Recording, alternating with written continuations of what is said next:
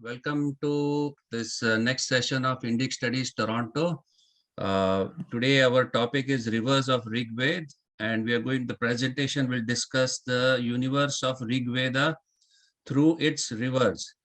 Our presenter today is Shri Jijith Nadumuri Ravi, who is a former scientist at ISRO. He is a Veda Itihasa Purana geography researcher. He is a published author of a best-selling book, an artist and a software professional. He is also the founder of AncientVoice and Dharma Digital. So namaskar Jijith ji, welcome. Please continue. Okay.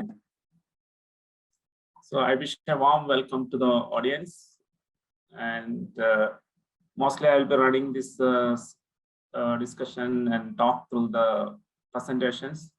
And whenever there is some need of clarity, I will I'll just voice over and then talk about it. So maybe since this talk is about the book, the rivers of Rigveda, I will start with the slides which gives a glimpse of the book, and then slowly get into the specific topics and details that are there in the book. And I hope a few of you might have already purchased and maybe read the book.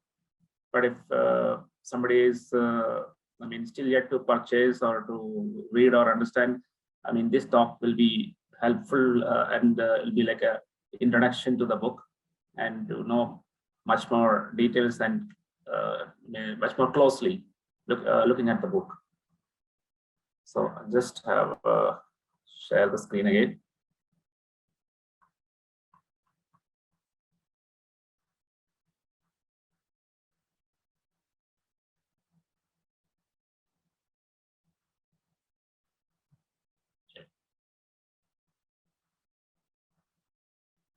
Hope this is visible to everybody.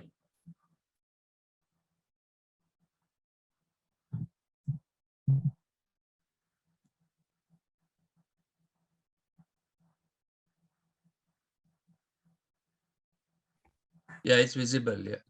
Yes. So the book is mostly, like you can see in the all the different publications like Amazon.com and Amazon India and different other European outlets of Amazon, and then also into the other platforms like Flipkart, and it's also released into the other digital book release platforms, Kindle, Kobo, like that. I'm just having this particular slide mentioned in different talks about this particular book. I have created 2 additional resources, which is like a supplement to the book. One is the Dharma Digital, and there is a page called Rivers of Rigveda.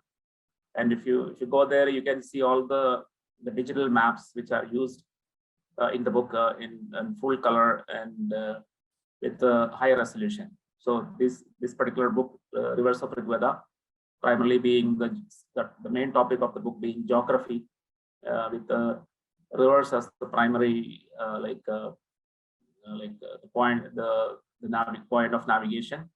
So all these things are very much detailed into the maps. So the best way of reading the book is like going through the maps, looking at the maps, and then look at the description and then understand it. So it's both visual as well as textual. And the AncientVoice is one of my website, which is 10 years old now, and it contains the entire Rigveda English translations. Currently, I'm planning to have a Sanskrit text as well, but it's still in progress. But the English translations with all the noun analysis of around 1,300 nouns in the Rigveda. So it has been created like a wiki website, like something like a Wikipedia, but it's all completely on Rigveda. So every hymn, every verse in the Rigveda, all the suktas and rigs, they are there in this website. It's like a kind of a research tool to anybody who want to go deeply into the Rigveda. And this is my starting point. Like 10 years ago, when I started studying the Rigveda deeply.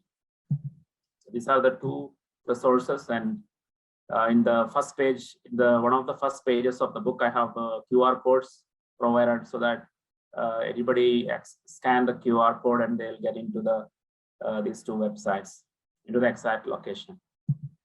And this is just a slide which shows the table of content, and then it gives a kind of a glimpse of what are the kind of topics that you can find in this particular book. So primarily, like first two chapters are introductory chapters, like introduction, summary of the Rigvedic chronology and the Rigvedic patterns, that is the kings, and then the Rigvedic poets or the rishis, and the Rigvedic devatas, so Indra, Agni, and other devatas. So these 5 chapters, and even the 6th one, that is the Rigvedic rivers, which is like a summary of all the rivers mentioned in the Rigveda, and tabulated and subject to chronological analysis. So 3 chapters completely give an introduction into the book, and from the 7th chapter onwards, the journey starts, and we start with the 0 point of the Rigvedic geography, which is like well known. I mean, it's well known to all the people. It is the 0 point is Kurukshetra, but in the Rigveda, like its older name, that is a Varaprithvya or Nabhaprithvya, that is the best place in the world, the navel of the earth. No, that is like a very special place. So that are the names that are used in the Rigveda, because Rigveda is authored before the King Kuru, and King Kuru is the person who have changed the name to Kurukshetra. So before that, the place was known as differently, like older names like Nabhaprithvya, Varaprithvya, like that. So we start with the 0 point, and then we go to the other Rigvedic regions like Saptasindhu, Sharyanavat, and other Matsya, Chedi, Gandharva region, all these different locations. And then one after the other, like chapter 9 onwards, it's one after the other, different rivers mentioned in the Rigveda, from the oldest to the latest, like that, because we are starting with the Mandala 6, which is the oldest Mandala in the Rigveda. So there, the rivers like Haryukya, Yavyavadi, Ganga, Saraswati, Drashatwadi, Apaya, like that, and then Vipash, Dudri. All these rivers are mentioned in the oldest Rigvedic Mandalas. Then Yamuna and Parushni. Parushni is the Ravi River, which is the bordering India and Pakistan. Then Asikni River, that is the Chenab. Then Vitasta, which is mentioned as Vibali, and then Sindhu. So just an enumeration of the rivers itself, you can understand the direction of migration is from Kurukshetra, that is Varaprithvya region, towards the western side. And like after Sindhu, there are other rivers, different rivers. So one after the other, Kupha, like that it goes. That is a Kabul river, like that, and goes into the Afghanistan. So that is another subject will be discussing in the book. Like if you define the chronology of the Rigveda correctly, and then look at each of the river which is encountered in the chronological reading of the Rigveda, you will basically come out of the final result that the migration happened from east to west. So it's a very simple, it's like mathematical precision. It can be coming out of simply tabulating the names of the rivers chronologically in the sense we have to first of all sequence the Rigvedic mandalas in a correct chronology, and then look at the rivers which are encountered first, and then plot those rivers in a map, and then move forward. It will be always from east to west, and that's what it's kind of, there is no kind of ambiguity or anything, no visual thinking or anything. Straight away it comes out. So this particular slide, basically, because the book uses the ISO Sanskrit notations, because all the words used in the book basically follows this. So in a future event of translating the book into Hindi or any other language, it will be seamless, because we are using the Indic like Indic alphabet. Even though we are using the Roman script, the English alphabetical scripts, it's completely like the Indic script that we are using in the book. And this is like this particular figure you can see in the starting chapters. I mean, the introductory chapter of the Rigveda. And what it tells to us is this is a triangle that summarizes the transactions in the Rigveda. So basically, there are three elements, primary elements in the Rigveda. One is the Devatas, that is Indra, Agni, Marut, Ashwins, like that. So many Devatas are there, Tvashta, very unknown Devatas, which are very rarely known, like Ajaya Kapat, like that. So all the Devatas are like one main part of this particular triangle. And then you have the patrons, like they are the kings and chiefs in the Rigvedic geography. They have their settlements in the Rigvedic geography.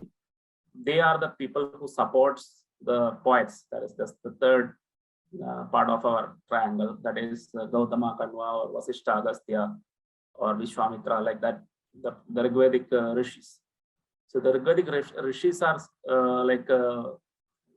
reciting or generating the suktas, praising the devatas, and for all the yajnas, everything that the Rigvedic rishis they do, they are all supported by the Rigvedic kings, and the Rigvedic kings get the blessings of the devatas.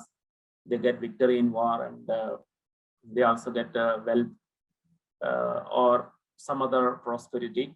And the Rigvedic kings also support this composers or poets or rishis.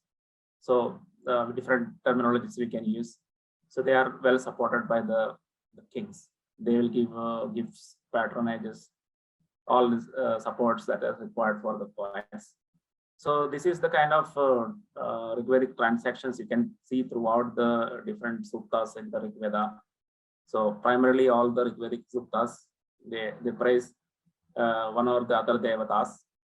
And as a result of that, sometimes the king who got benefited from that recital, here the king will reward the rishis with some kind of gifts. So they are called danastutis. So they are also seen in the end of the suktas, mostly seen in the appended to the end of the Rigvedic sukta. So this is the primary transactions happening in the Rigveda. Then you can see the two things I have mentioned in the bottom, geography and chronology. So how it is coming up. And my book is primarily onto that particular geography and chronology. And this particular image shows the primary objective of the rishis are not to talk anything about the geography or chronology of the Rigveda. So this is something that we derive by studying the Rigveda. So because these rishis have not primarily focused on telling anything about the geography or chronology, we have to infer it through the analysis. And that is what the importance of analysis comes into picture. And this is the Rigvedic Anukramani. That this is because this is the structure that you see by which you understand like which is the sukta which is composed by whom, and who is the devata that is being praised in the sukta, which is the chandas or the meter of the sukta. So all this particular information you can see in an appendix called the Rigvedic Anukramani. The Anukramani is nothing but the Sanskrit equivalent of an appendix or an index. So in the index you see that any particular sukta or hymn, who is the devata. Like for example, the sukta number 101, that is the first mandala, first hymn. It is Agni, and it is composed or the rishi of the particular sukta is Madhuchandas Vaishwamitra, a descendant of Vishwamitra, and it is composed in a Gayatri meter. And similarly, you see the second one, like or the eighth one, the eighth mandala, 85th sukta, it is for Ashwins. Krishna Angirasa has composed it, and it is in Gayatri. So the middle one is composed in Pankti, and it is composed by Sheba Ajigatri, that is a disciple of Vishwamitra. and it is for Indra. So like that, this information is available in the Rigveda. I say this because many of the people have an impression that the Rigvedic suktas, the rishis has composed without any attribution, but that is not true, because every rishi who is composed the sukta, it is well attributed and well known. That is what I want to say. And this is the core part of our book, because this particular chronology is the main, the foundation for the book. Because the Rigvedic mandalas, I think most of you know there are 10 mandalas in the Rigveda, 1 to 10. But the order in which they are now known, it is not the same as the order in which they are composed. So the 6th mandala is composed earlier, and the 3rd, then the 3rd, then the 7th, then the 4th, then the 2nd, then 5th, then 8, 9, and 10. The last 3 mandalas follow the sequence of their numbering also. And if you go look at the bottom, you can see the 6th mandala, the main poet or the main Rigvedic rishi is Bharadwaja, and the king is Divodasa. And the 3rd mandala, it is Vishwamitra and the king Sudas. And then in the 7th mandala, again it is Sudas, but the priest or the advisor of Sudas changed to Vasishta. So Vishwamitra was the 3rd mandala, and the 7th mandala Vasishta. And then you have in the top you can see the first mandala is broken up into three or four parts. That is because the structure of the first mandala is like that. The first mandala contains very early or older hymns. That is what the early one indicates here. Yeah, the early one.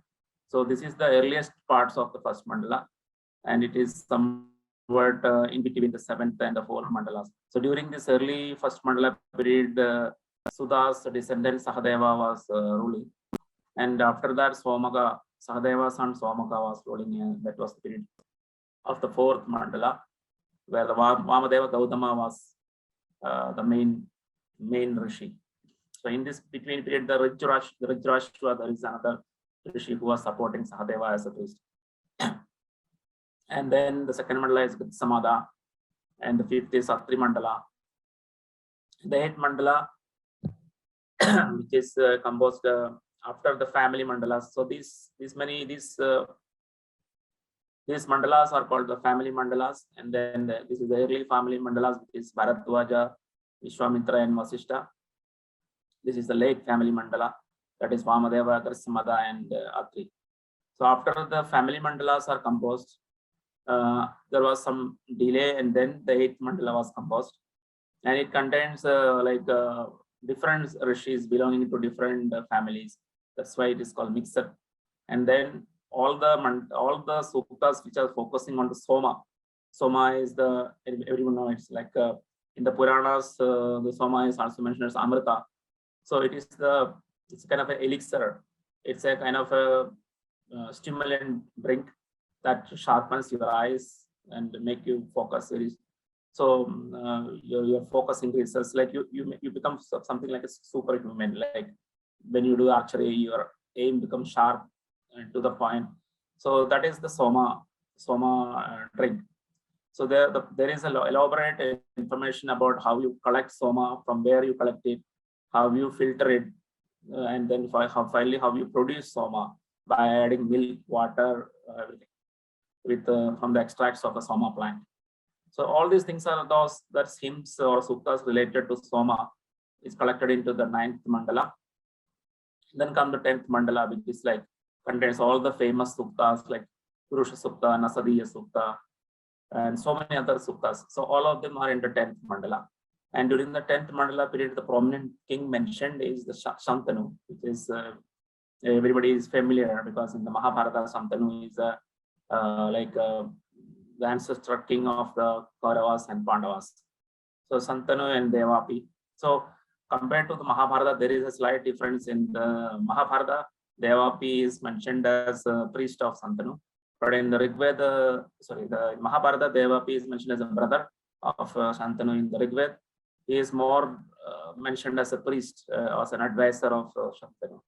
It's not a very big difference, because the brother himself have become an ascetic and become priest for his younger brother. So both Mahabharata and Ramayana, there are, Mahabharata and Rigveda, there are no major difference. We can understand that. And since Santanu is mentioned as contemporary in the 10th Mandala, the logical consequence is that Kurukshetra war and aftermath happened after the 10th Mandala composition. So this chronology gives you a lot of information. First of all, this is a lineage, Divodasa, Sudas, Sahadeva and Somaga. This lineage, the prominent kings of this lineage is very clear. And this also gives another important information when you compare Rigveda with Mahabharata, because all these kings, Divodasa, Sudas, Sahadeva and Somaka, are considered as ancestors of the Panchalas. So the word Panchala is only in Mahabharata, it is not there in the Rigveda. But the Panchala kings in the Mahabharata, they consider the Somaka, Sahadeva, Sudas and Divodasa as their ancestors. So it is very clear the Rigvedic focus was primarily onto the ancestors of the Panchalas, and the ancestors of Pandavas and Kauravas, they were not very dominant during the Rigvedic period, but their dominance increased towards the 10th Mandala when Shantanu becomes very prominent, whereas there are no major kings in the line of the Panchalas. So why it is happened like that, all these things I have discussed very detailedly in my book. And it is a primary subject of my book. So this particular chronology is primarily this chronology is evolved and developed by Srikant Talagiri, who has done a very excellently great books, Rigveda and Rigveda Historical Analysis and Rigveda and Avastha, the Final Evidence. It is released in 2000. First one is in 2000, and second one, the Rigveda and Avastha, the Final Evidence, is in 2008. So these two books becomes the foundation of this particular chronology. And in my book, I have a slightly modified, maybe a 10% of this I have slightly modified because of certain evidences where I compare some of the findings of Talagiri with archaeology. And especially these differences are only in the regions towards the east of Saraswati, and to the west of Saraswati, everything completely aligns with the geography and the chronology of the whatever Talagiri has mentioned in his books, except the location of Sarayu River, which I will explain in detail. And this is another important thing I have mentioned in the introductory chapters, wherein this table gives you the late mandalas in the early, the late suktas in the early mandalas. So this particular information is has to be checked always whenever you get a data point. Whenever you take a information from the early mandalas, you should be aware that within the early mandalas there are some late hymns. So the late hymns are provided by Aitareya Brahmana, our own traditional text, which says that this many number of suktas in the mandala 3 are late hymns. So they are shown in green color. They are the mandalas that declared as late hymns, late suktas by Aitareya Brahmana. So as per the tradition itself, the Rigveda can contain late suktas and early suktas. So this is not something that is coming from the Western scholars, because tradition also have such, our traditional scholarship also have such understanding that different suktas in the Rigveda are authored at different times. And similarly, like Oldenburg in his studies have showed all these blue color things.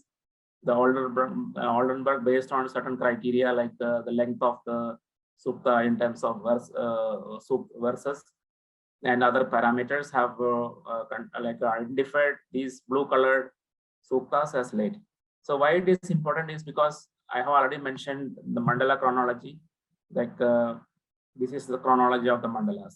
So we can randomly pick any information in the 6th mandala and be assured that it is a very early in period in Rigvedic evolution. You pick something from the 10th mandala, we can understand it is much younger to the much younger information compared to whatever information 6th mandala. But you need little more details so that when you pick something from the 6th mandala, this is the 6th mandala. If it is from 15th or 16th sukta, then it is relatively younger. So that this is like a This is a general information. This is the detailed information about chronology of the suktas in the Rigveda. So both you need to refer before taking up any data in the Rigveda, because these are all very important, because otherwise our analysis will fail. So these are some of the important slides. And this one, if you look at, this is like a corroboration of the Rigvedic geography with very familiar Sindhu Saraswati civilization map. So basically, like the terminology I used in my book is Sindhu Saraswati civilization, because it's spanning more or less into the Saraswati and Sindhu river.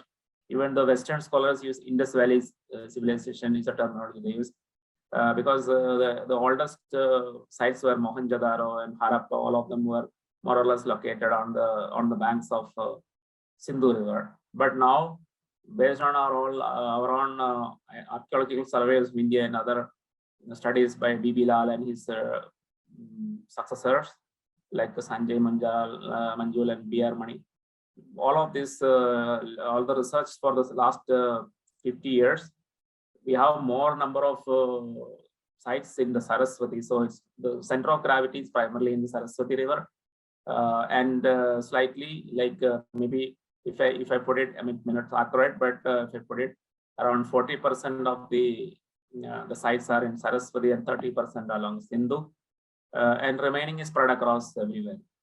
So the center of gravity is always in the Saraswati river, but because of the span, we will give the name Sindhu Saraswati civilization.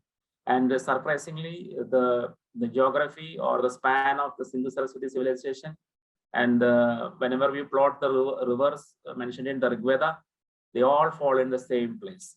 So what it means is that you have to consider the literary civilization, literary culture of Rigveda and the Sindhu Saraswati civilization material culture as both same.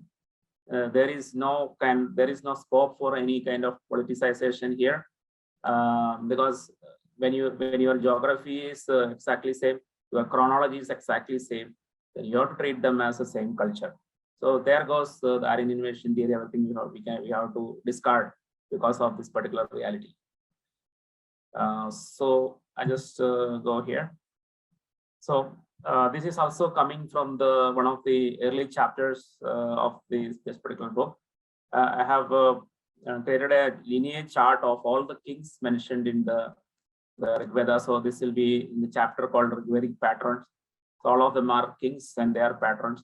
So some of the important part I will put in, because it's a very detailed slide image, and it's completely described in my book.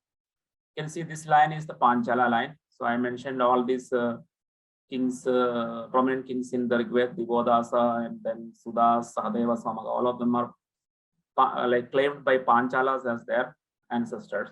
Of course, in the Rigveda, you get more number of people like Bharata. Bharata's descendant Devavada, and then Sanjaya, then Vadhyashva, Divodasa, Pagardana, Pijavana, Sudas, Sahadeva, Samaga. Like that it is there.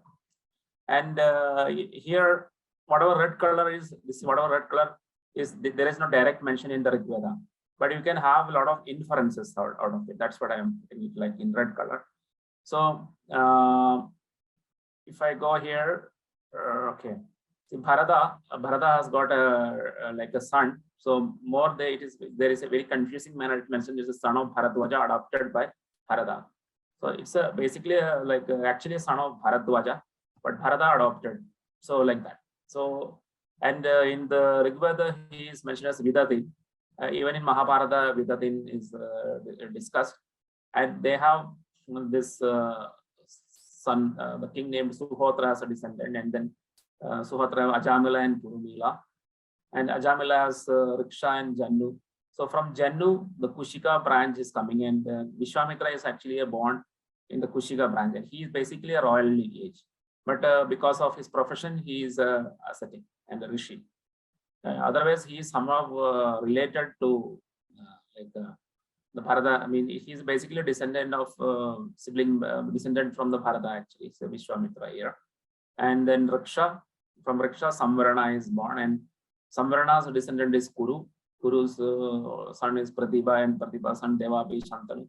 From Shantanu, anyway, the Kuru, the Vichitravirya and Vichitravirya's son is the Pandu and Dhritarashtra. Dhritarashtra's son is, Kauravas, and Pandu's son Pandavas.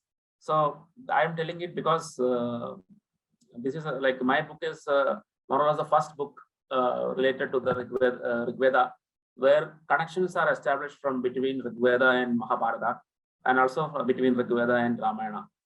So the earlier books, like Talagiri's books, basically this particular topic was ignored. There was no attempt to make any connection between information in Rigveda with Mahabharata or Ramayana. So this is, I'm considering it as an important topic, and I am putting it here. I am putting it in my book. And of course, you see there are other important lineages like Ikshvakus. It's a western branch of the Ikshvakus. They are prominently mentioned in the Rigveda, and I have extensively mentioned about them. Manthada, and then Purukutsa and Prasadasyu. And Prasadasyu son Trivrishan and Trayarana. And he has got a descendant Kurushravana. And Kurushravana, if you look at chronologically and based on other factors, he is more close to Kuru. And there is a possibility that Kurushravana is Kuru himself. So that's why I made it like an overlap here. And all the details I am discussing in the book. And there is a Sharyata line in which you have Sunahotra and Vitahavya mentioned in the like all those things. And Samada, another Rigvedic composer, is coming from this line. So another royal lineage. And you have the Iranians here. This is an Iranian lineage. Prithu and Chayamana and Abhyavartin Chayamana and Kavi Chayamana. So Kavi is basically, he appeared into the Puranas as Shukracharya, like that. And of course, Vasishta is here. Vasishta is mentioned here. And then there are so many other kings, which is like it's better to read the book and understand it. And then similarly, there is a ascetic lineage also. I am mentioned it like here. It is a composer lineage. So because it's a composer figure, this is a lineage of composers. You see Devodas also here, but he's a king here. But you can see all the like the Prithu lineage, Angiras lineage. From Angiras, this is a Bharadwaja, and then Suhotra, Sunahotra. All these people are mentioned. Then there is a Vasishta lineage, Vasishta Parashara, like that. So many so many ascetic names you may not be familiar. They are all mentioned here. Then Kashyapa lineage here. So prominent ascetic lineages who composed suktas in the Rigveda. And here actually again, this particular slide shows like I'm putting an important point. I mentioned like the material culture of the Sindhu Saraswati civilization. So we also have the terminology called Harappan culture to distinguish it from other cultures like painted graveware and or colored pottery, kind of others different cultures. Culture in the sense archaeological sites. So if you look at this particular area, this is the area in which the Harappan sites are seen. And this slightly bluish color, it is the OCP culture, which is like almost contemporaneous with the Harappan, another archaeological culture here. So if you add it or add them up, here it is a 1700 BC period, and here it is a 1900 BC period. So whatever snapshot you get in the 1900 BC period, this is the end. This particular snapshot is exact replica of whatever you see in the Rigveda in terms of the named rivers. So for example, the Rigveda doesn't name any river which is to the east of Ganga. It have Yamuna, Ganga, Yamuna, and then other western rivers up to the this Kuba river here. And exactly you can see the Harappan civilization sites are all in the same area. But maybe because OCP culture is overlapping with the Harappan. OCP is a newly studied and newly recognized culture, which is older than painted graveware, but contemporaneous with the Harappan culture. So 1900 BC, whatever is snapshot, that gives full picture of Rigveda. So that is why I correspond the 10th mandala with the 1900 BC. And after that, there was some growth toward the east, and we reached up to something like see all this Panchala, Kuru region, Kampilya, Hichatra, everything is reached. somewhere around towards Kashi and Kaushambi. Up to that point, there was this particular OCP culture was there. And so I have put my date for Mahabharata somewhere between 1900 BC and 1700 BC, where you have archaeological sites which are old enough and which are part of the Kuru Panjala Janapadas. And of course, Mahabharata crossed, Mahabharata period, in the Mahabharata, you get more information about rivers which are to the east of Ganga. Whereas in Rigveda, you don't get any river name which is to the east of Ganga. So that also very much corroborates with this particular growth of the material culture towards the east. So that is what this particular slide. And then, yeah, here, this is the 0 point. That is the Rigvedic 0 point location. That is the where is everything started. So this particular, this is actually like from the actual maps, like whatever Google Maps or satellite maps. So you have a river Saraswati here and river, there is Rishabdwadi is going downwards, but river Saraswati and there is a Saraswati toward the south. There is another river, that is a river which goes through the center of these two rivers. It's called Apaya River. And it is mentioned in the Mahabharata, it's mentioned in the Rigveda. And here, currently, these are all mentioned in the pilgrim circuits of in Haryana, the 48 course parikrama, like that. All these places are mentioned.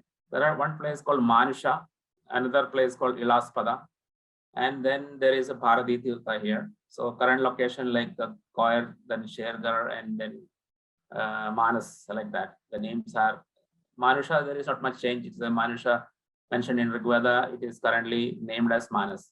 Not very different. Ilaspada, it is currently Shergar. So why I am putting these names is because Ilaspada is mentioned in the Rigveda as a very sacred place where the goddess Ila. Ila is mentioned as a daughter of Manu and the ancestors of all this Ila lineage. Purura was the oldest Chandravamsha king. He is a son of Ila. So Ila is an ancestress. So the name of a place named after the ancestress is here in the Haryana. And Manusha is related to Manu. So that Manu and Ila, they are considered as very ancient, and there are two locations with that name in the Kurukshetra. This is all in Kurukshetra region. Kaital, many of the people who understand the north from the north know Kaital is a city in Kurukshetra. So what it tells is that in the very beginning of the Rigveda, of course, when I am saying 6th Mandala, which I consider as the beginning of the Rigveda, you are getting this information that the oldest places are all in the region between Saraswati and Rishabdwadi and the central river Apaya. And this is considered as a most sacred place. And it immediately gives you that this is where the migration started. And you don't have to look anywhere else to understand this. Very straightforward. Like if you tell it to a school kid, they also will understand. Okay, so there are no need of hair splitting like the Western scholars does. Like where it started. Like they bring people from outside Afghanistan, then they will travel in the horses, crossing big mountains. Such impossibilities they will start talking about. None of this is required. Very straightforward. And we start reading Veda from the 6th Mandala. You will get this information that the holiest place, the oldest places, the places named after the oldest ancestors, all are in the Kurukshetra region. And this is a little more enlarged dimension. So this here you don't see the Rishabdwadi river because this is a very small region. But here you can see Apaya river, Apaya here. Then there's the Rishabdwadi and Saraswati here. There is a Manusha here, just like here. This is Manusha. This Manusha is here, and of course here the Ilaspada will be here and like that. So here what you are seeing is two of the oldest rivers. I mentioned in the 6th Mandala there are rivers named Haryupya and Yavyavati are mentioned. So those river plots are seen. So in my analysis, the Yavyavati river, one of the oldest river in the Rigveda, is a channel of this Yamuna, a western channel of Yamuna. And Haryupya is another name of Rishabdwati, which how the identification happened. It's a kind of a corroboration between Rigveda and Mahabharata. and then you get the Drishatwati's another name is Haryupya, like that. Because in Mahabharata they mention it as Raupya, and also the entire geography discussed in Mahabharata very clearly indicates that this is the same river here it is mentioned. And Mahabharata, this particular river is mentioned in the Yudhishthira's pilgrimage, and they made a pilgrimage journey during the Vanvas, and they came to the Kurukshetra region after traveling entire all over the Bharatavarsha. They returned back. At that time, they have like encountered, they saw this particular river, and the guide Lomasha mentioned that this is the place, and everything matched up with Rigveda, so you can clearly identify it like that. Again, this particular thing, this is actually a Mandala one, because Mandala one is a very complicated mandala I mentioned, because it's have a lot of parts, etc. So understanding Mandala one and what different parts in the Mandala one, very important for the analysis of Rigveda. So that's why it is putting at most important, and something like a detailed structure of the Mandala one is shown here. Yeah, and then this is also very interesting information for anybody who want to have a comparative analysis of Rigveda and Mahabharata. So in the Mahabharata, it is very clearly mentioned the Kurukshetra is a rectangle, and it has got 4 corners. So currently in Mahabharata, the very famous verse in the Vanaparva mentioned Tarantukam, Arantukam, Ramakhratam, Machakruka. So all these 4 corners define the Kurukshetra. Of these first 2 are on the Saraswati, and the second 2 like Ramakhrita and Machakruga are on the Drishatwati river. Ramakhrita is currently known as Ramrai, and then Machakruga is a sink. Then there is a Tarantuka that is known as Rentup Yaksh, and here Arantuka is a Behar Yaksha. So these are like named after Yakshas. This is also Yaksha, this is also Yaksha. And there is Ramakhrita, there is Yakshini, like that. So all the 4 corners are protected by the Yakshas. So this particular sacred geography is mentioned in the Mahabharata, and the place name is Kurukshetra, because Mahabharata talks about a time period when Kuru, the ruler Kuru, was already ruled, and he named the place as Kurukshetra, everything. And the same place in the Rigveda is mentioned as Nabha Pratubhya. And how you know both of them same? Because in the Rigveda they mentioned 3 the places Manusha and Ilaspada. So they are all in this particular location. So whatever names in which Rigveda mentioned, like Nabha Pratubhya and Varat Pratubhya, Manusha, Ilaspada, we immediately know this is the same as Kurukshetra, which also mentioned about Tarantuka, Arantuka, Ramakhrita, Machakruka, because all of them currently identified in Kurukshetra. So Rigveda and Mahabharata mention talking about the same place, same region, but 2 different names. Mahabharata calls it Kurukshetra, Rigveda calls it Nabha Pratubhya or Vara Pratubhya. And both in the Mahabharata, Kurukshetra is bounded by Saraswati and Drishatwati. Same way in the Rigveda, they mentioned the this particular Kurukshetra or the Vara Pratubhya region is bounded by Drishatwati and Saraswati. And also the river Apaya flows through this particular region. And same thing in Mahabharata mentioned the Apaya river is mentioned as flowing through the Kurukshetra battlefield. It is mentioned during the Mahabharata Kurukshetra war battle. The Apaya river is mentioned as a small river stream. At that time, the river was almost disappearing. In the Rigvedic period, the river was having much better flow. During the Kurukshetra war, the river was just a streamlet. And my analysis shows that when Arjuna was shooting an arrow into the into the ground, when the Bhishma was slain and he was on the bed of arrows, Arjuna shoot an arrow into the ground, and water sprung out of it. And it's from the geographically, that water should come from Apaya river, because Apaya river flows through the place where Bhishma was lying. Currently, it's identified as Bhishma Kund in Kurukshetra. So they are all matching up. Entire geography in the Rigveda and Mahabharata totally matching up. So this is the Sapta Sindhu region, wherein you have, because this is somewhere to the west of the core region or Kurukshetra or Vara Pratubhya. To the west of it, all these particular rivers are flowing.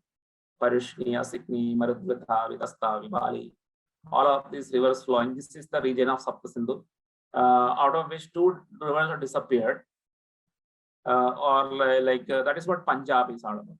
So Punjab means 5 rivers, Saptasindhu means 7 rivers. So there is a missing of 2 rivers.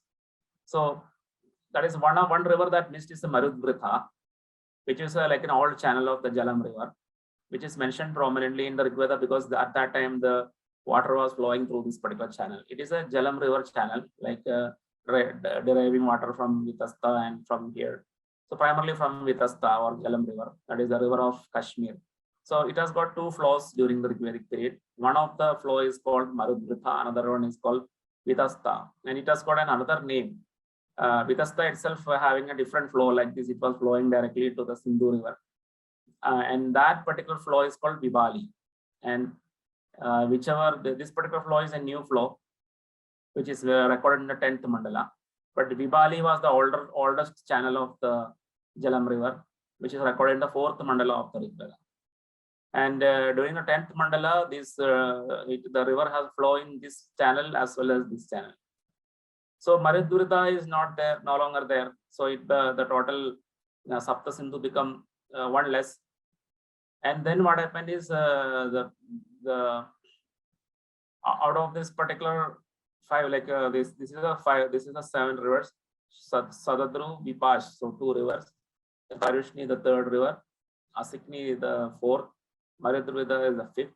And Vitasta is the 6th. And this Vibali channel is the 7th.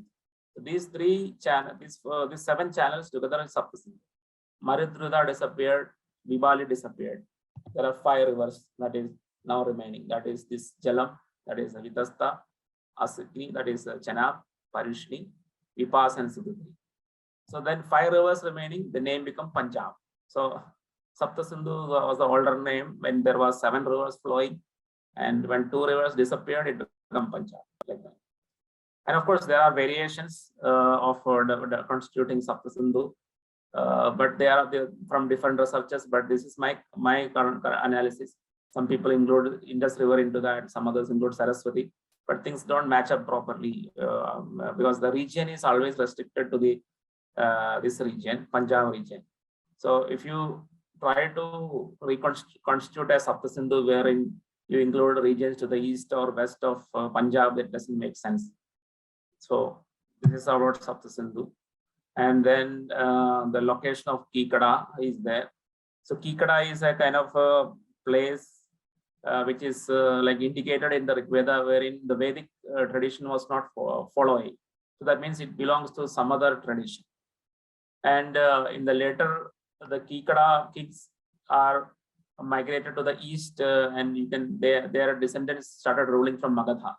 So of course, these connections are well known, and when anybody researcher goes, they find out some connection between Kika and Magadha, but they are confused. Most of them got confused because geographies doesn't match.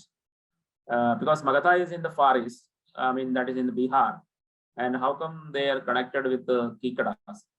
So the reason is because there was a kind of a migration, and that migration pattern I am completely explaining in my book, also with the help of Ramayana, because some part of the data is spread across in the Ramayana, wherein they mention the Vishwamitra. There is a conversation between Sri Rama and the Vishwamitra, where they mention about the complete genealogy of the Magadha kings and how their westernmost king was ruling from very close to Kanyakubja, that is Kanauj.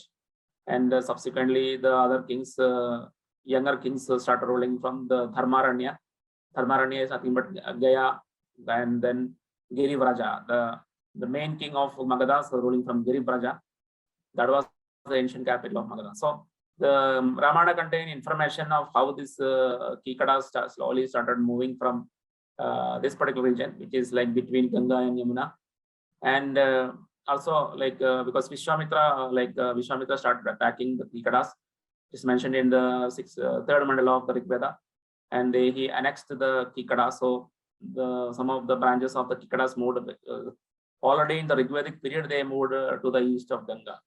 So, but subsequent journey is not recorded in the Rigveda because Rigvedic period ended, 10th Mandala, then there is no updation into the Rigveda. So subsequent updations you can only get in the Ramayana. So those information from Ramayana I have captured and I have explained in this particular book in the reverse. So this is like that. This particular map indicates how this is happening, like how the Vishwamitra and other migrations slowly push the Kikadas.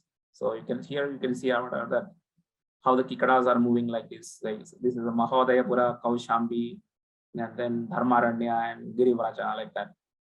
So that is this information is primarily in the Ramayana, how it is movement happened. And similarly, there are Matias who are actually ruling somewhere in this region.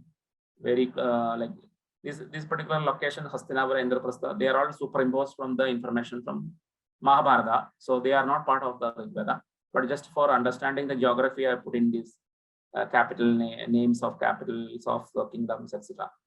So there was a Matias somewhere here. And when the Sudhas expanded to the Yamuna, Sudhas, the most dominant king of Rigveda, he expanded both to the east and to the west. So in the eastward expansion of the Sudhas, the Matsyas were the first people he has encountered and he has defeated them. The Matsyas moved to the south, and that Matsyas are the people who established the Viradanagari, and Pandavas were spent their exile in the Viradanagari. Whereas the ancestral Matsya is the place who are located along the Yamuna river, and Shantanu married from this particular location. The Satyavati is born from these Matsyas. That is why Shantanu encountered Satyavati along Yamuna river. He was going for a hunting from here along Yamuna, in the Yamuna river, and then she saw Satyavati like having the boat, and she was basically doing two work, like one is fishing as well as conveying the people between crossing the river. So that period, during this interaction happened, and then Satyavati became queen of Shantanu. So there it is in Mahabharata clearly mentioned she is a Matsya, but that Matsyas are this particular Matsya. Their ancestors are the ancestors who are defeated by Sudhas. And then there is a migration. The Chedi is a very rare number of very rare kingdoms are mentioned in the Rigveda. Chedi is one of them. But the Chedi in Rigveda is mentioned in an arid region because the kings are mentioned as giving camels as a donation, camels as a dana or tribute to their patronage things. So because camels are involved, it should be in arid desert region, and that indicates the location of Chedi to be somewhere here, like to the south of Saraswati's aridification has already started towards the 8th, 9th, and 10th Mandala. So that explains, and towards the 10th Mandala onwards, the Chedi started moving like this. There was a kind of Chedis have a kind of a cohabitation with the Yadavas in the Mathura region, and finally they moved further eastwards. And you can see the Chedi moving here like this and reaching here in the current where the Mahabharata finds them to the towards the south of Yamuna river, with Suktimadi as their capital. So all these things very clearly you can see. And if you look at this particular map, there are some ancient place names. This yellow color are Rigvedic locations. So Urukaksha is a location mentioned in the Rigveda, which is very close to Hastinapura and Pramanakoti. Hastinapura and Pramanakoti are all in Mahabharata, but in one location in Rigveda, Urukaksha is almost in the same locality. So this is how the Rigveda and Mahabharata match up in the geography. Like that's what. And of course, these other three places, Manusha, Laspada, and Bharati Tirtha. And of course, Bharati is the grandmother of Bharata. So that grandmother is called Bharati, like that, deified as a goddess. And of course, like this particular map shows the migration of the Yadavas. Like you can see one branch because of the expansion of Sudhas migrated to the south and they got established in Mathura. Another branch moves further southwards and then they got established in this Dwaraka region. Dwaraka region. So that is why in the Mahabharata you find some Yadavas in the Mathura and some other Yadavas in the Dwaraka region. So anything that is you are seeing in Mahabharata, there is a kind of prehistory that you can see in the Rigveda. And this is the migration of the Vishwamitra. So Vishwamitra, one of the composers, and I mentioned he is coming from a royal lineage, basically as branch of the Bharatas. So he has he has started by defeating the Kikadas and then slowly moving. So Kampilya is a city associated with Vishwamitra. Kanyagupja is a city associated with Vishwamitra, and then he in Ramayana you see the Siddhasrama is associated with Vishwamitra, and then you move further. Kaushiki River, that is a river named after the Kushikas. That is the family of Vishwamitra. Vishwamitra belonged to the Kushika family. So all this indicates that they had a migration like this, and different snapshot of that migration can be seen in Ramayana and then the Mahabharata. That is what this is showing. And similarly, these are very small migrations. Like this is how the Pandavas or the Kurus migrated. Like they were from the Varaprathivya, from the Kurukshetra region. They moved like this. Their oldest city is the Varanavati, and then they moved to establish Hastinapura. So there was a movement, first they moved to Vemna and then finally to Hastinapura in the Ganga. So basically the Saraswati becomes, the water flow in the Saraswati reduced. So all these kings had to move from Saraswati to a better river. And that is the search for Ganga. So in the Ramayana and Mahabharata, you continuously see this particular search for Ganga, and it is rendered very mythically, like Ganga is required for the ancestors, the ancestors of the Ikshvakus are burned down by Kapila Maharshi. So this what do you call one of the Bhagirath, that is Ikshvaku King Bhagirath, search for Ganga. Similarly, you see in the Mahabharata, but not very well known, because Bhagirath story everybody knows. But actually, Kurus also were seeking Ganga. One example is the attempts of Pradipa for seeking Ganga, and finally, you read that Shantanu married Ganga. So Shantanu married Ganga basically means that Shantanu also got established into the Hastinapura, in the Ganga, establishing Hastinapura, just like Bhagirath got Ganga.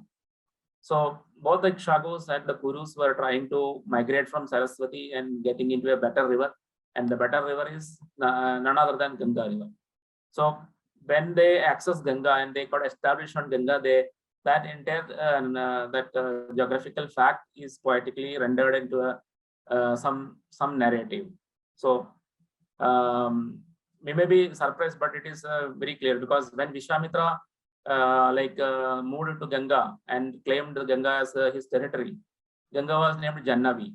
And who is what is Jannavi? Jannavi is a daughter of Jannu, and who is Jannu? Is ancestor of Vishwamitra. So what Vishwamitra did is he became dominant in Ganga and claimed Ganga for himself. So he named Ganga as as a name of ancestor. So Ganga is called Jannavi by connecting Ganga with the Kushika ancestor Jannu. So what did Bhagirath did? Bhagirath, when he got access to Ganga, he named Ganga as Bhagirathi. So he claimed Ganga. And the same way, when the Kurus migrated to Ganga, what they say? Kurus say Ganga is the wife of Shantanu. Another way, they are claiming Ganga to themselves. So all the three clans, first the Kushikas, then the Ikshvakus, and finally the Kurus successfully migrated from Saraswati to Ganga. So that's a kind of information that you get from Rigveda. And this is a very famous, I think many of the Rigvedic researchers know, this is the Dasharajana battle. So as I mentioned, the Sudas have expanded his territory to the east. So he expanded up to Yamuna River. And similarly, he expanded to the west also, under the leadership or the guidance of Vasishta, who was very familiar with the Western geography. So this is the Dasarajana battle. What a surprising factor is, this is an Indo-Pak war. I mean, if it happened today, it would be called as an Indo-Pak war, because The river Ravi River, that is the river currently called Parushni, so it is also called Ravi River. In the Itihasa, it is called Iravati. So the name also changed. In the Rigvedic name is Parushni, Aitihasic name is Iravati, and the current name is Ravi. So this river is actually a boundary of India and Pakistan in Punjab region, in the Punjab state. And the battle took place exactly on this particular boundary. So it's like it's kind of a, you can say kind of a surprise element, not a surprise element, but it's a kind of a serendipity or a kind of a poetry in history, because now we have a border with the totally different kind of people in Pakistan, and during this Rigvedic period, the enemies of Sudas were all into the other side of the Parushni River, and the border is exactly the same, and we are currently having the same border because of some freak like happenings in the history. So this is a very kind of a strange connections that are happening in the time axis from during the Rigvedic period and our current period. So exactly the battle happened exactly on this particular boundary. You can see the end of the country, because this is where the Parushni River flows. The enemies of Sudas were on the other side of the Parushni, and Sudas was here, and they were battling. And in the battle, this many number of kings were participating, like the Shiva, then Phalana, Pakta, then one branch of the Purus, of course, and it is a very important part. They are the Samvarana Bharatas, or the ancestors of the Pandavas, and the Brigus, the Alinas, Simyus, Vishanas, everybody. So there was a big battle, and this is one of the trigger event of the migration, the westward migration of the Indo-European speakers. So some of these particular tribes can be traced into modern countries, like the Alinas or the Alans or the Greeks, and the Hellenes, not Alina, the Hellenes or the Greeks actually, and Simu Albanians. So like that, you can actually trace out the European ancestry into this particular Dasharajina battle. The Brigus, of course, in some part of the Brigus joined the Bharatiya tradition and culture. So they are the Bhargava lineage of sages like Shukracharya, like that. But and of course Parashurama also. But some other Brigus migrated into the Europe. They are the Phrygians. Phrygians, everybody will be familiar. And all our ancestry, like Turkey, ancestry in the Turkey, Armenia, they are all from the siblings of the Brigus. And of course, whoever went outside, they don't have any connection with the Bharatiya tradition or culture. But whoever is assimilated by our tradition, they are treated as ascetics, like Brigu himself, and Shukracharya and another Bhargava, and then Parashurama is another Bhargava, Janmadakti is another Bhargava. So all these Bhargavas we have assimilated, but others went to Europe. So here you can see this is a story of Samvarana, how he fought with Sudas, and Sudas defeated Samvarana, that is the ancestor of the Pandavas. He went like this, and they reached here, and there was another battle of Dasharajina battle. Again, he got defeated, and he moved to the Sindhu, towards Sindhu region. And Vasishta, who was observing all these battles, he forged an alliance of the defeated Samvarana Bharata, because he has some soft corner with Samvarana. He formed an alliance of Samvarana with the Ikshvakus. So Ikshvakus were living at that point in the Sarayu region. This Sarayu is not same as the Sarayu of Mahabharata or Ramayana. It's a Rigvedic Sarayu. Currently, it is the river is known as Haro River. So in this Sarayu, the name Sarayu comes because there was an ancestor Sarayu, that is nothing other than Saraswati. Saraswati, because both the name Sarayu and Saraswati, they are very much same. Etymologically, they are very same. Saraswati means the river that is full of lakes. And Sarayu have two etymologies. As per one, it is a river that is originating from a lake. Then it is Sarayu with a long U. And another name is Sara, that is Sara means flow.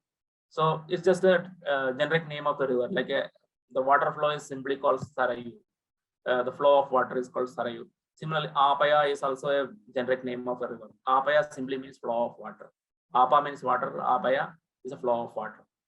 Sarayu means Sara means what? Sarak, like that is means move, walk, like that. So Sarayu means it's a flowing of water. So this particular name you can use for any river, but what my analysis shows is that the Ikshwakus prefer to use the name Sarayu for the Saraswati river, but this Aila Bharata, Aila Puru Bharata Puru, that is Chandravamsha lineage, they use the word Saraswati for the river.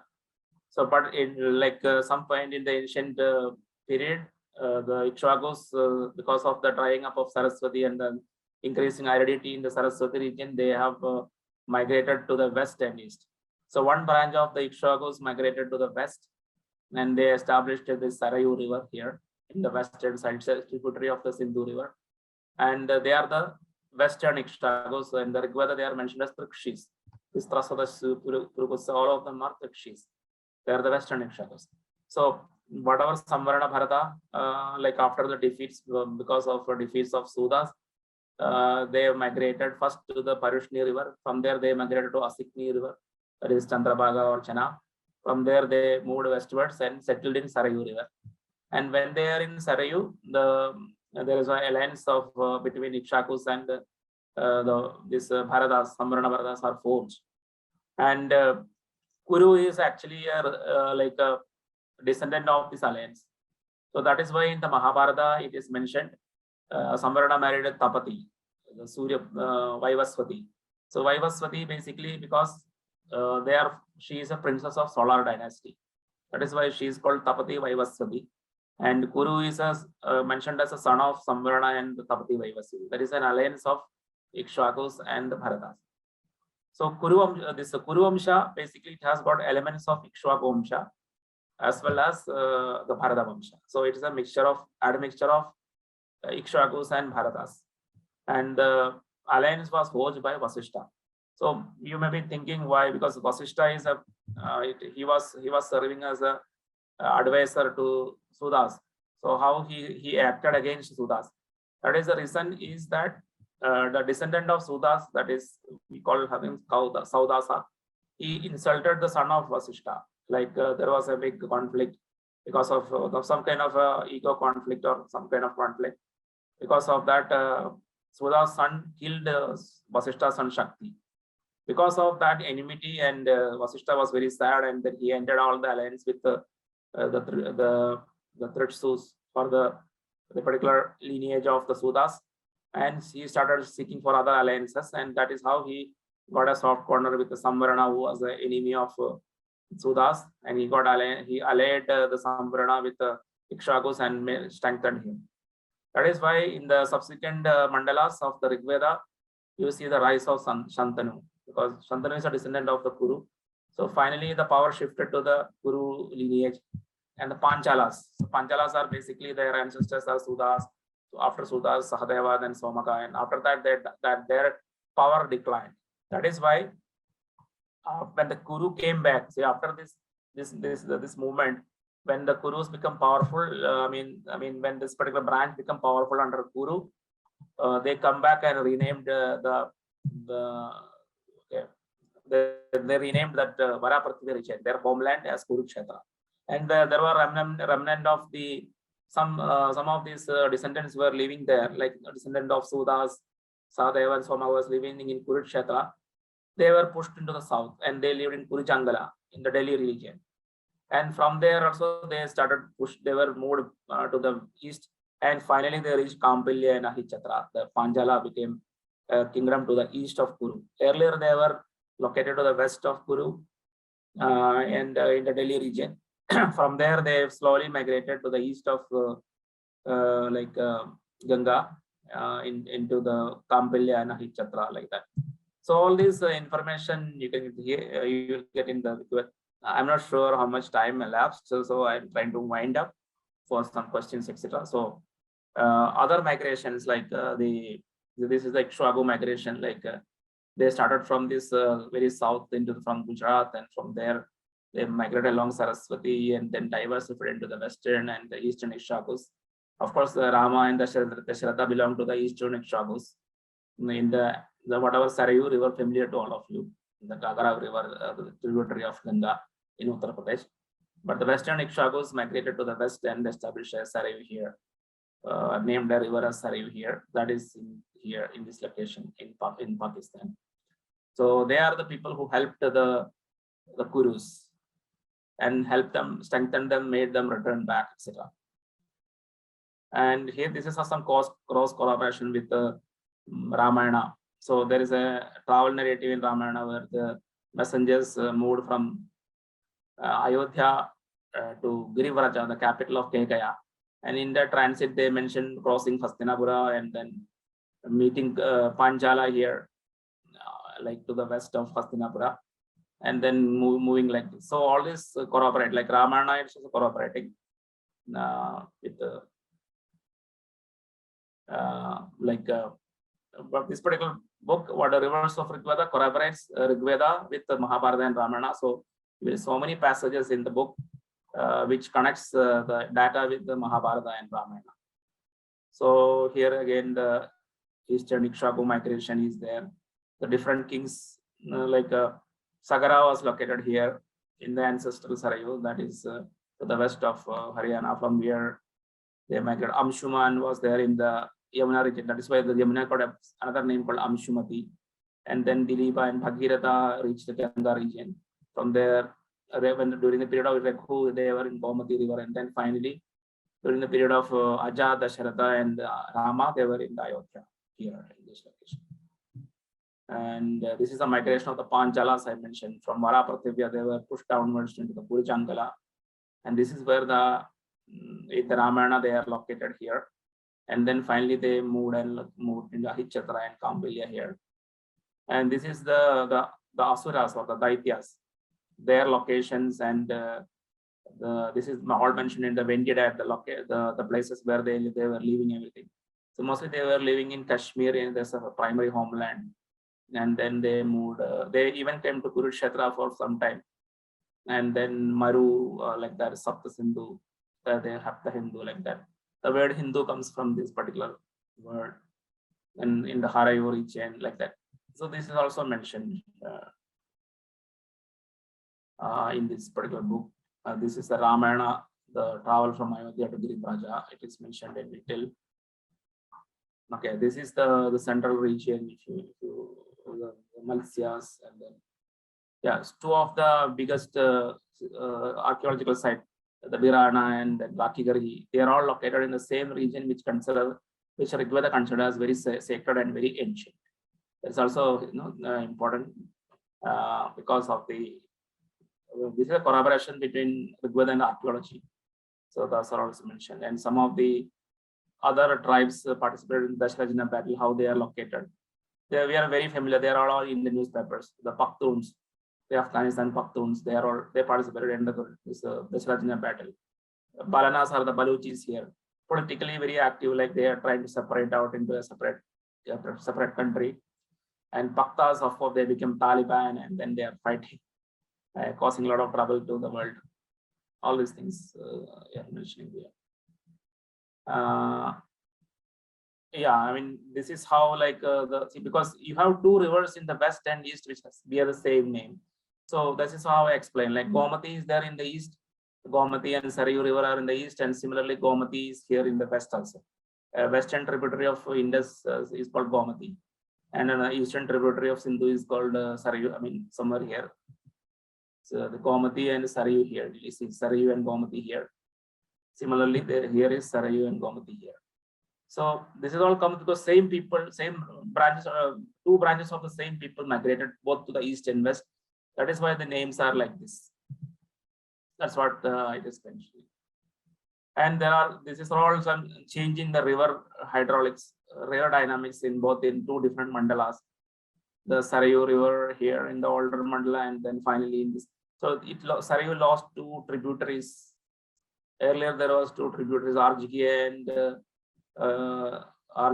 and Sushoma were all flowing into Sarayu. And in the older Mandala, that is fourth Mandala, only Sarayu is mentioned. Then the split happened. Arjigya and Sushoma started flowing into the Sindhu river. They were counted as independent rivers. And Sarayu became a very minor river. And it is not mentioned in Nadistuti because of that. All these things are discussed here. And this is Sarama Pani kind of conversation in the 10th Mandala, where they have the Rigvedic people expanded to the Daitya stronghold, that is Rasa region. So Rasa river is nothing but another name of Sindhu river. That is another finding of my book. It's all mentioned here. Yeah. Also the different, the ocean also, there is a chapter related to ocean here. 4 different types of oceans are mentioned. So all these things I am discussing here. And this is mentioning about a trade network. The whatever we currently know as Uttarapatha and the Grand Trunk Road, it is glimpsed in the Rigveda in various names like Gandharva Path, Devayana Path, etc. Then the Pani is there, which shows a connection with the Chinese civilization. It's right in the Rigvedic period. All these things I am mentioning. And this is like this is a situation in the Ramayana wherein you have a new kingdom called Videha mentioned, which much further east. This is what it has been discussed. Similarly, there is a expansion into the west along the Kabul River, with places like Ashmavraja is mentioned. That is another. It's a kind of a Vedic name for the Afghanistan. This is discussed, and then the mountains of Gandhara, Mujavad, and Sharianavad. All these things are discussed here. And of course, this is a very important part. Like this is very important for people who locate Rigveda into very ancient period. Jijith, we will run out of time, so maybe in 5 minutes we'll take questions. Yeah, sure. Yeah. Okay, thanks.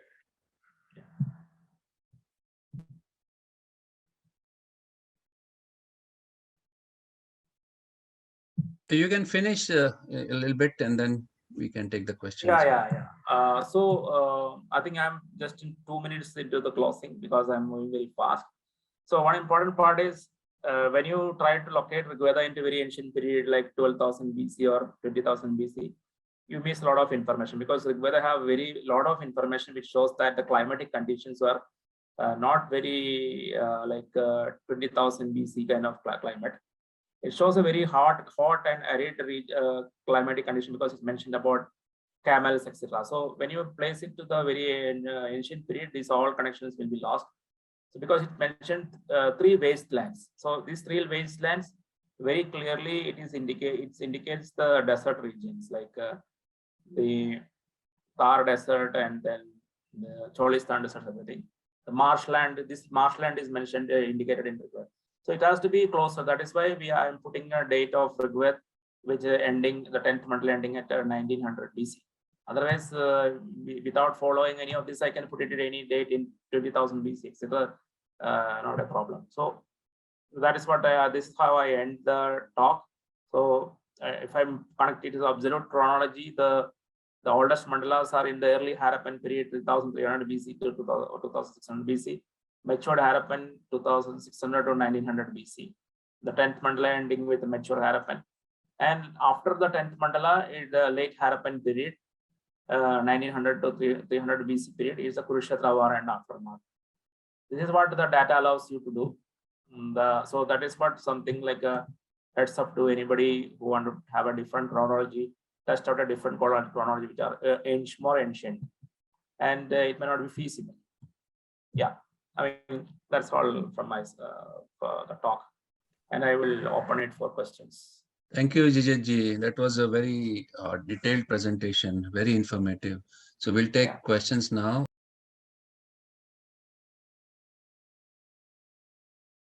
Anuradha ji, please go ahead. Namaste, Jijith ji. Can you hear me? Yes. Yeah.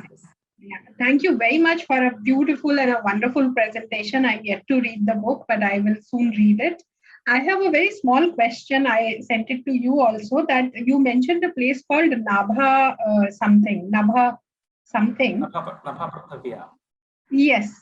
And about 90 kilometers from present-day Kurukshetra is a town called Nabha, which continues to look. In fact, it used to be a princely state called Nabha. And I wonder if it's the same place. It looks like it must be. It was possible because sometimes you name a region, and after the naming of the region, small places come into that with a different name. But an older name will be in a small location. The older name will still survive. So yeah, I roughly checked the Google Maps. It looks like it is. So that's just an additional point for you. Yeah. Yes. Thanks. Very much. Thank you. Thank you very much. Sunil Kumarji, please go ahead.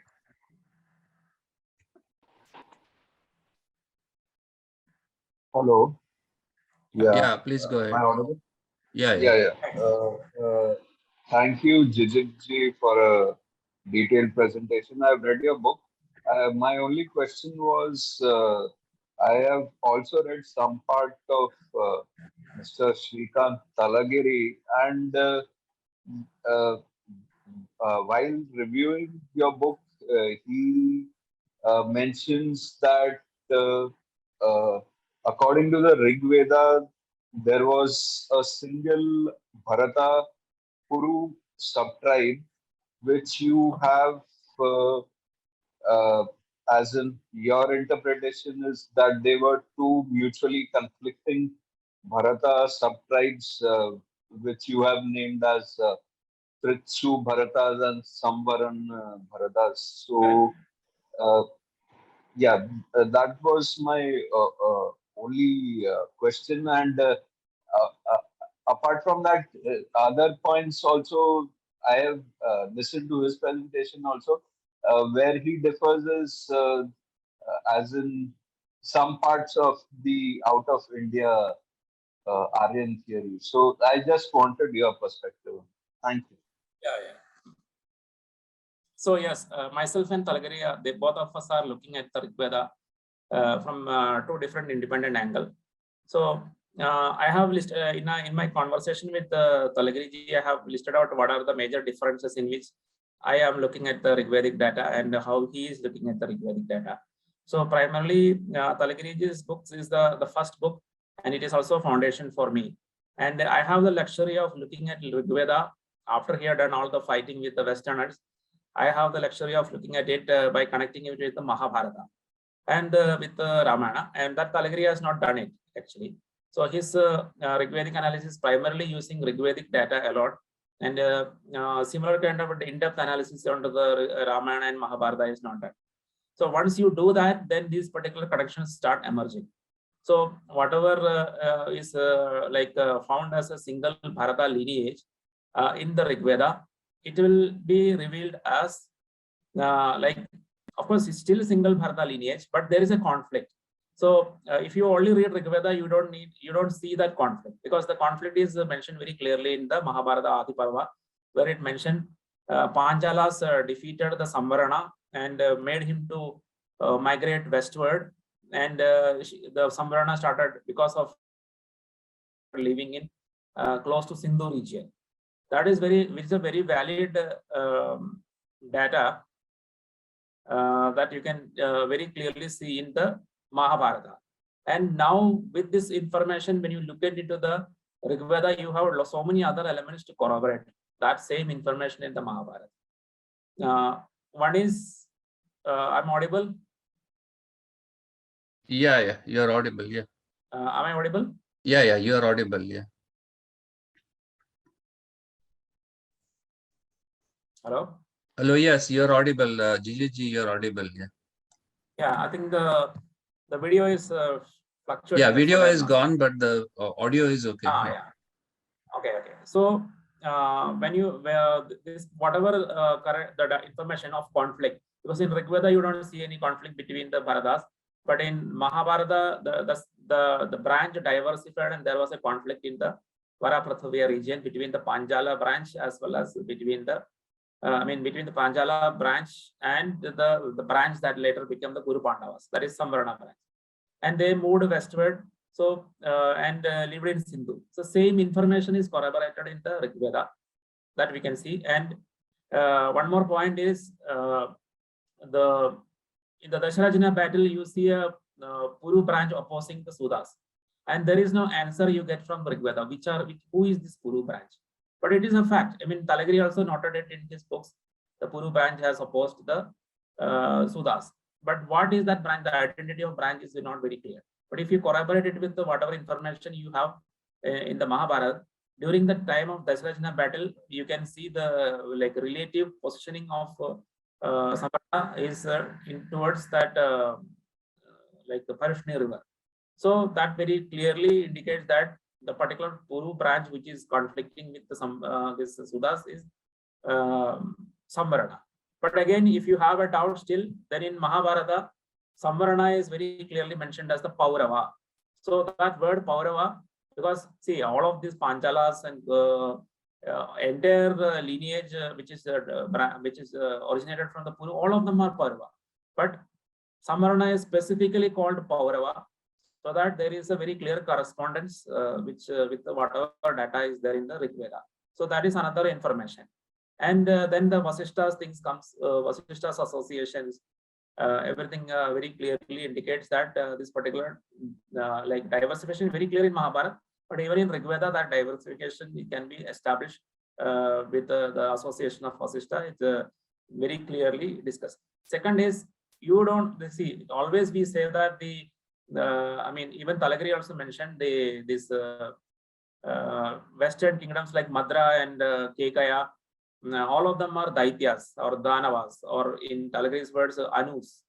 So Anus are always opposed to the Bharata branch. But why is the Purus always having friendly relation with the Anus? That is, the answer is only in this particular, because when I say the whatever migrated, the Samvarana branch which is migrated to the west because of survival, they have allied with the Anus. That is Abhivartin Chayamana and other enemies of Sudas. That relationship they are continuing in the Mahabharata period. That is why they have so much friendship. That is why you see Madri is Pandu marries Madri and have Nakula and Sadeva's two children. They are very friendly with the Anus. Otherwise, if you only read Rigveda and also only Talagiri's books, you don't know why they are supposed to be enemies, why they are friends. So that answer also you get from reading my book. Why the Anus are friendly with the Purus, why they are also friendly with the Ikshvakus. Because Dasharatha also married Kaikeyi. Kaikeyi is basically Anu. Why Dasharatha has so much interest in Kaikeyi, and why the Pandu has so much interest in Madri, why Dhritarashtra is so much interested in Gandhari. So all that answers you get from my book. Prasadji, please go ahead. Great presentation, Jijith. Fantastic pictures as well. Question is, apart from Ramayana, Mahabharata, and of course Rigveda, any other texts from the Aranyak or Brahmana, or from the 3,000-4,000 year period, BC period, can corroborate any of this? Yes, I have used one is Shatapada Brahmana I have used in my book, and another is Aitareya Brahmana. So when I said about the Mandalas, in the Mandala some of the Suktas are late, that is you get information from the Aitareya Brahmana. And Shatapada Brahmana is very important because the last stages of the Vedic migration is recorded in the Aitareya Brahmana, wherein Gautamas reached the rivers like Sadanira and Gandaki and Kaushiki.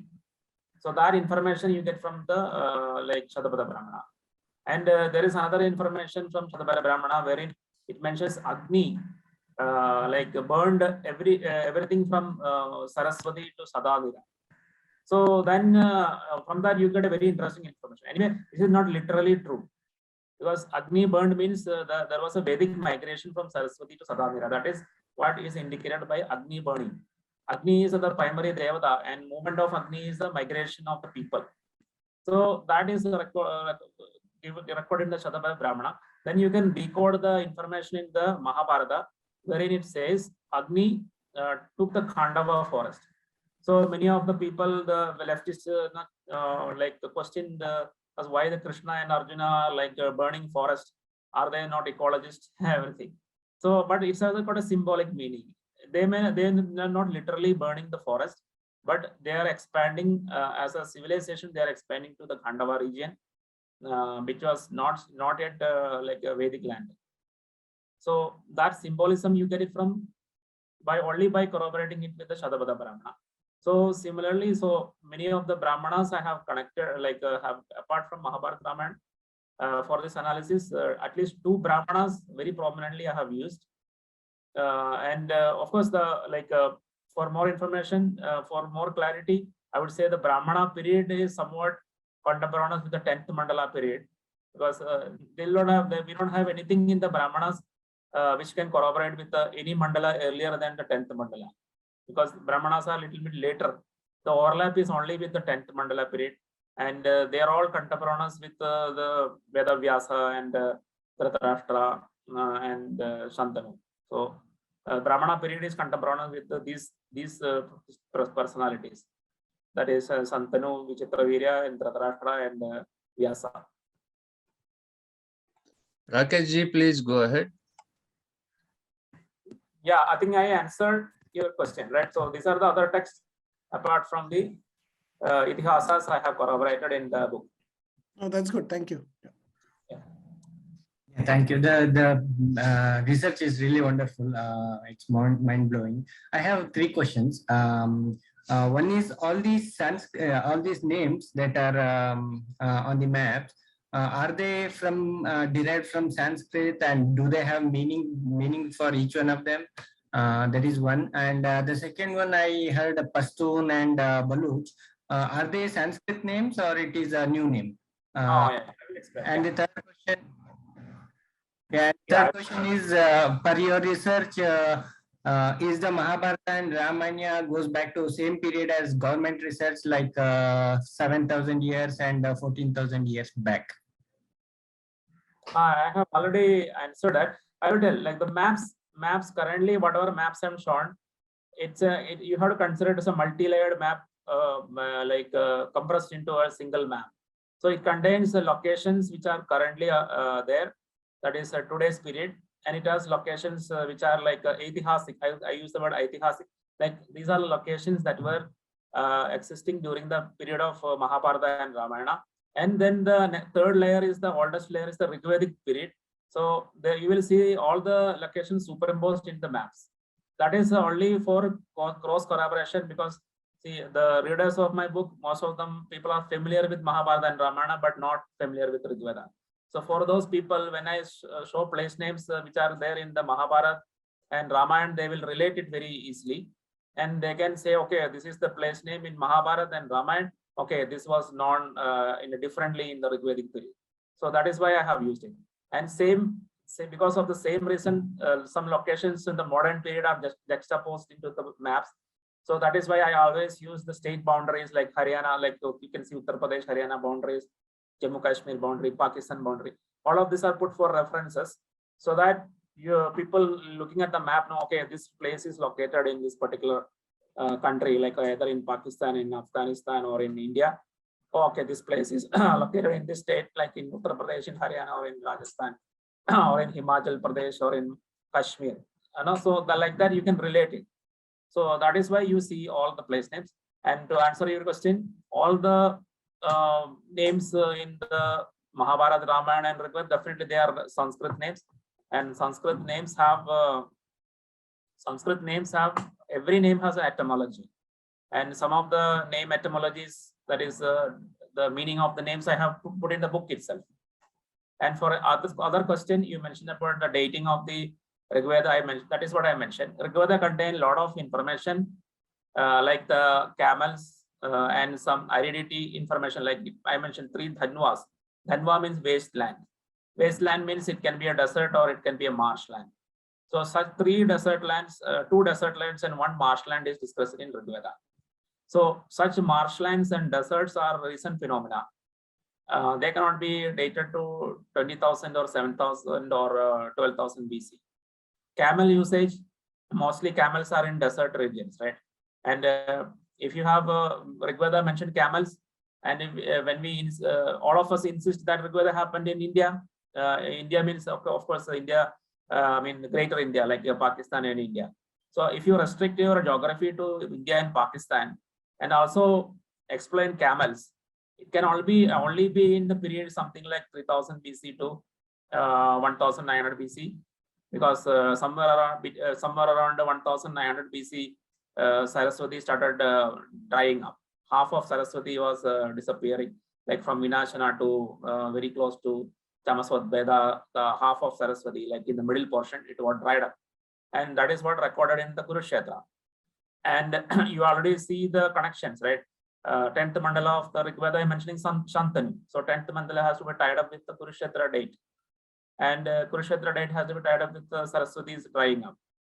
Of course, the aridity, everything has to be connected. So you cannot bring, arbitrarily, you cannot bring this Rigveda into a very ancient period.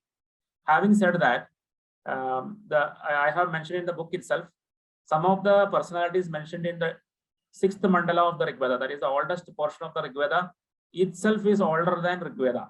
So Manu, for example, or the ancestral Bhrigu, so many sages, all of them are mentioned as ancient, where in the 6th Mandala of the Rigveda.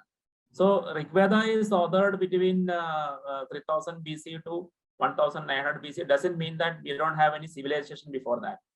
The Manu, see, my date for Manu is somewhere around 8000 BC, because that is the period where there is a meaningful migration of the same culture. I'm not talking about the entire human migration. I'm talking about a cultural migration from Gujarat to Haryana can take place reasonably at that period. And around 7000 BC, there was major flood events in Gujarat area, and that same floods are what represented in the story of Manu's floods. So these are all happened. Some of the major flood events happens around 8000 BC period, and then the Manu is basically a representation of the people who migrated from floods towards the places which are more stable, like Kurukshetra. So similar, very close to around 8000 BC, you see settlements like Birana starting up. So Birana is around 7000 BC. It's arguably the place where the people like Manu settled, because 7000 BC and the floods of 8000 BC, all of them are adding up. And if you expand beyond that, like for example, 13,000 BC, you have the Ice Age, ending of the Ice Age, etc., and the climate is completely different. And hydrology, another problem. If you put it into 20,000, 7,000, or 12,000 BC, hydrology is a very dynamic thing. Within Rigveda itself, like between 4th Mandala to 10th Mandala, I see river dynamics changing. So if you have this much amount of river dynamics changing in 2000 years, how much the river dynamics will be changing in 20,000 years? You cannot even recognize the rivers when you are locating Rigveda into 20,000 years into the past. None of the river will make sense to you. I mean, any river which was flowing 20,000 years ago, that entire shape will be changing by today. So all of this indicate that we cannot bring it to a very far away period. But of course, whatever dating I'm giving is at least 1000 years older than the Aryan innovation theory dates. So Aryan innovation theory give the oldest dates of Rigveda at 1500 BC. My 10th Mandala is ending at 1900 BC. That is 400 years before the Aryan innovation theory telling that Rigveda started. My Rigveda is ending. So that is this is what reasonably I can put the dates corroborating with the Mahabharata, Ramayana, desiccation of Saraswati, and the archaeology.